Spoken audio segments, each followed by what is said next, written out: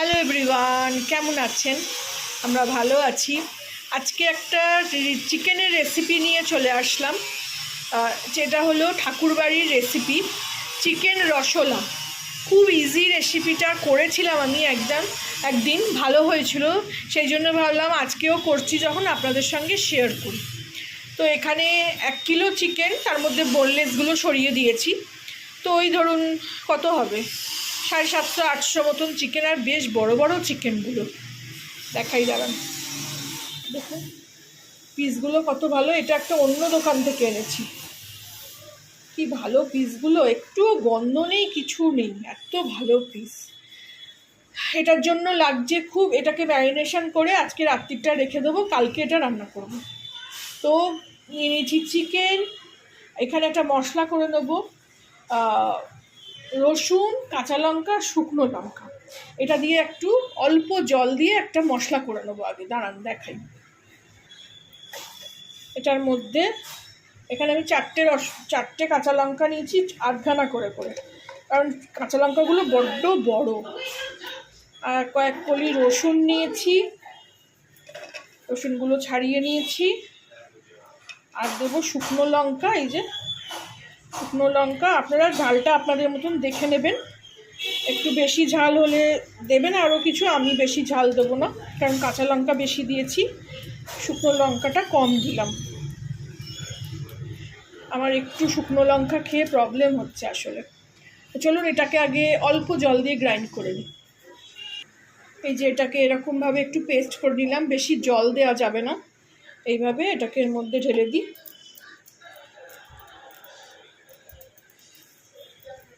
এটাকে ভালো করে এটাকে কেকে নিয়ে ঢেলে দিই আগে। এই মশলাটা এখানে ঢেলে দিলাম। এবারে পেঁয়াজটাকেও খুব ফাইন চপ করতে দেখিয়েছে, কিন্তু আমার কাছে তো ওই গ্রাইন্ডার মানে ওই চপিং এটা নেই, মেশিনটা খারাপ হয়ে গেছে। তো আমি এর মধ্যেই একটুখানি পেঁয়াজটাকে একটুখানি ঘুরিয়ে নেব। পেঁয়াজটাও এই যে এইভাবে বেটে নিলাম। আপনারা চাইলে একদম ফাইন চপ করে নিতে পারেন, আমার এই ছুরি দিয়ে অত ফাইন চপ হয় না। এইটা এবার দই দিয়ে দেবো। এবারে এতে একটু ঘি আর নুন। এখানে দিয়ে দিলাম ঘি। এই যে ঘিটা আমি আমার যেটা চামচ আছে ওই ছোট চামচের 5 চামচ মতন দিলাম, আপনারা কোয়ান্টিটি অনুযায়ী দেবেন। আর দিয়ে দিয়েছি নুন, এই যে দেখা যাচ্ছে নুনটা আমি অল্পই দিয়েছি, কালকে রান্নার পরে রান্না করতে করতে যতটা আবার লাগবে ততটা নুন দেবো, আর মিষ্টিও তখনই দেবো। তো এইভাবে আমি এটাকে খুব ভালো করে মেখে নেব। এটা যত বেশি ম্যারিনেশন হবে তত বেশি খেতে ভালো হবে।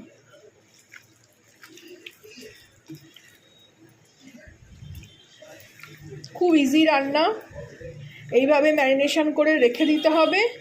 আর বাকি কালকে রান্না যখন তো করব তখন তো দেখাবোই নেক্সট প্রসেস। এইভাবে করে রাখলে মাংসটা খুব মানে নরম হবে, তার সঙ্গে ঘি দই সব পড়ছে, আর কিছুই লাগবে না। রসুন পেঁয়াজ সব ম্যারিনেশন হয়ে গেল, এতে আদা পড়ছে না।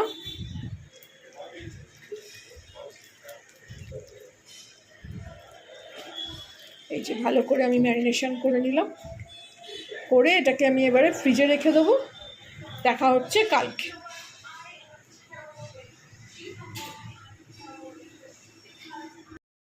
ফিরে আসলাম চিকেন রসলার রেসিপি নিয়ে।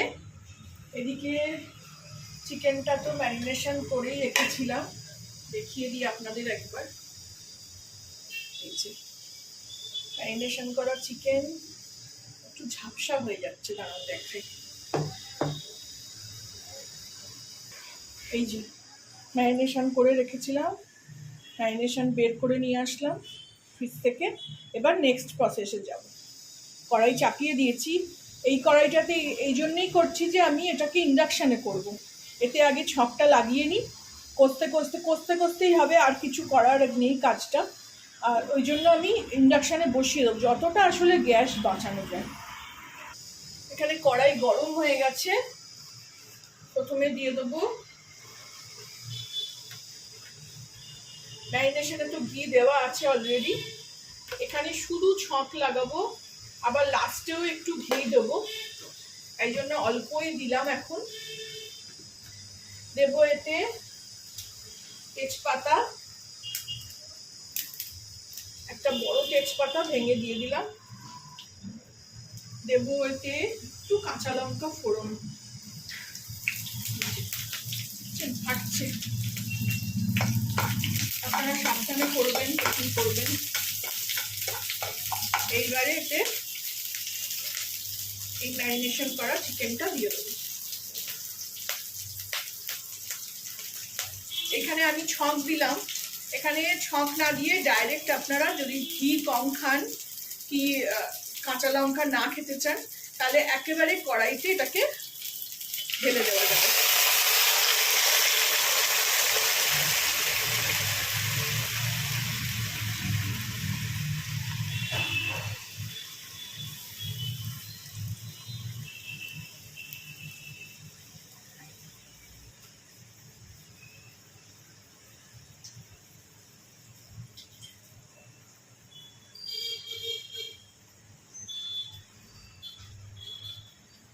একটু এই বাটি ধোয়া জলটা শুধু দিয়ে দিলাম, আর কিচ্ছু দেবো না, কোনো মশলা এতে পড়বে না। এইবারে এটা দই আর ওই পেঁয়াজের জলেই কষতে কষতে রান্নাটা হয়ে যাবে। খুবই সুন্দর খেতে হয়েছিল, ওই জন্য আবার করলাম, আর করলাম বলেও আপনাদের সঙ্গেও শেয়ার করলাম।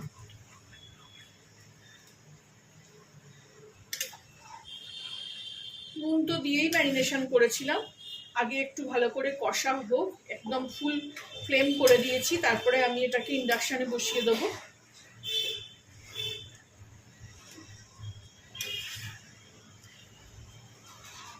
দেখুন অলরেডি জল বেরিয়ে গেছে। এই দই আর পেঁয়াজ তো একদম বেটে নিয়েছিলাম, আমার তো ওই চপারটা নেই বলে চপিং করতে পারিনি, আপনারা চাইলে একদম কুচি কুচি করে করে নেবেন পেঁয়াজটা। তো পেঁয়াজ আর দই থেকে জল অলরেডি বেরিয়ে গেছে। এবার এটা আমি ইন্ডাকশানে বসিয়ে একদম ঢাকা দিয়ে রান্না করব। এখানে গ্যাসটা অফ করে দিই। গ্যাসের দাম এখানে প্রচণ্ড, যতটা আসলে গ্যাস বাঁচানো যায়। দেখা যাচ্ছে, ওখানে ঢাকা দিয়ে দিলাম, অল্প আঁচটা একটু কমিয়ে দেবো, 800 করে দিলাম, হতে থাক। ফিরছি কিছুক্ষণ পরে। ফিরে আসলাম, এই যে মাংস হচ্ছে এদিকে। এখানে কষাতে দিয়ে গিয়ে আমি শুয়ে পড়েছিলাম।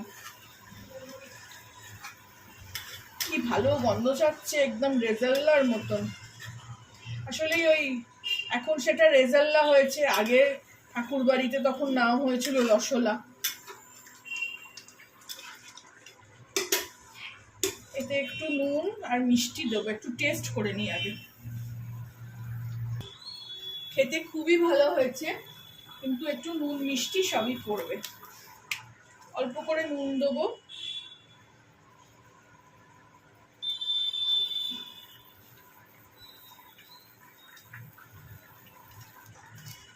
আর দেবো একটু মিষ্টি।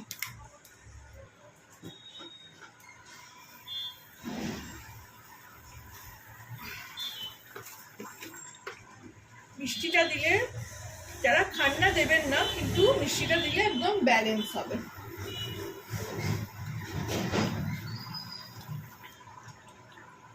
ব্যাস, এর থেকে বেশি দেবো না।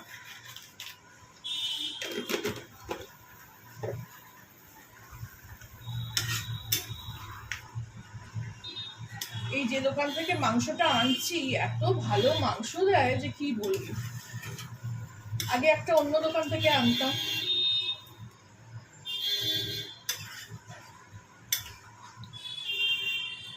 আর একটু হবে, আর একটু টানাবো কাইটাকে, আপনাদের যতটা দরকার সেরকম ভাবে রাখবেন। আর একটু ঢাকা দিয়ে দিই।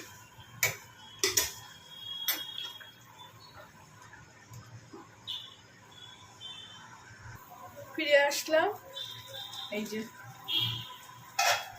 একটু আঁচটা বাড়িয়ে দিয়েছিলাম, আর একটু গ্রেভিটাকে শুকিয়ে নিলাম, আর শুকাবো না, রান্না হয়ে গেছে। এর মধ্যে আমি দিয়ে দেবো একটু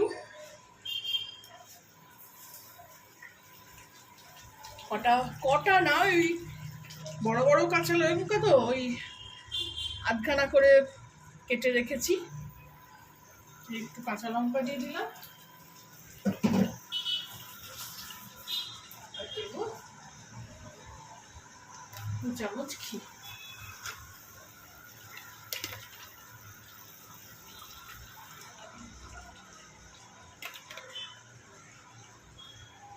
বাস রেডি হয়ে গেল আমার চিকেন রসলা। আপনারাও বানাবেন এভাবে, যেভাবে আমি শেয়ার করলাম। আমাকে জানাবেন কেমন লাগলো। ভালো লাগলে আমার চ্যানেলটাকে লাইক, শেয়ার এন্ড সাবস্ক্রাইব করে দেবেন। এখানে বন্ধ করে দেবো গ্যাসটা, আর ঢাকা দিয়ে দেবো। Thank you for watching.